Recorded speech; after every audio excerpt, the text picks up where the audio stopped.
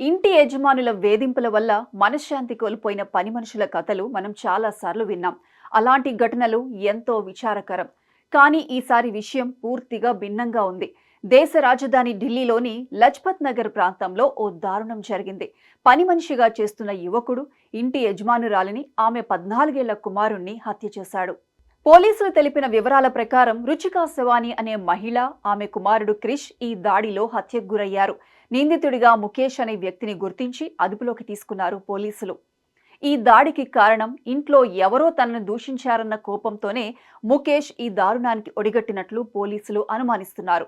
ఘటన జరిగిన సమయంలో ఇంట్లో ఉన్న రుచిక్ ఆమె కుమారుడిపై అత్యంత కిరాతకంగా దాడి చేసినట్లు తెలుస్తోంది.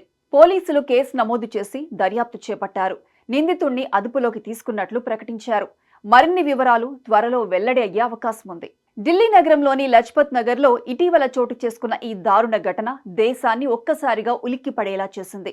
ఢిల్లీకి చెందిన రుచికా శవాని అనే మహిళ తన 14 ఏళ్ల కొడుకు క్రిష్తో కలిసి లజ్పత్ నగర్లో నివసిస్తున్నారు. వారి ఇంట్లో ముఖేష్ అనే యువకుడు పని మనిషిగా విధులు నిర్వహిస్తున్నాడు.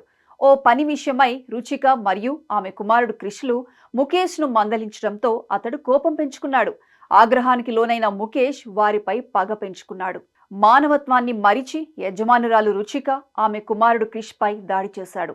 ఇద్దరిని గొంతు కోసి అత్యంత దారుణంగా చంపేసి అక్కడి నుంచి పారిపోయాడు.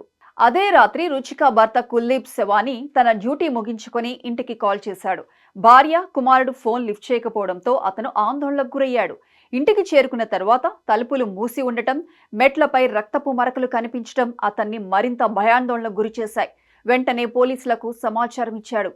పోలీసులు ఘటనాస్థలానికి చేరుకొని తలుపులు బద్దలు కొట్టి లోపలికి వెళ్లారు. అప్పటికే రుచిక బెడ్ పైన, ఆమె కుమారుడు నేలపై ఇద్దరు రక్తపు మడుగుల్లో పడి ఉండటం గుర్తించారు. ఘోరమైన ఈ దృశ్యం చూసిన రుచిక భర్త కుప్పకూలిపోయాడు. పోలీసులు ముఖేష్ను వెంటనే అదుపులోకి తీసుకుని విచారణ చేపట్టారు. రుచిక, ఆమె కుమారుడు క్రిష్ తనను తిట్టినందుకే హత్య చేసినట్లు నిందితుడు నేరాన్ని ఒప్పుకున్నాడని పోలీసులు తెలిపారు. ఏది ఏమైనా ఇంట్లో ఎవరినైనా పనికి పెట్టుకోవాలంటేనే హడలిపోయేలా ఈ సంఘటన ఉందని సోషల్ మీడియాలో కామెంట్స్ వినిపిస్తున్నాయి.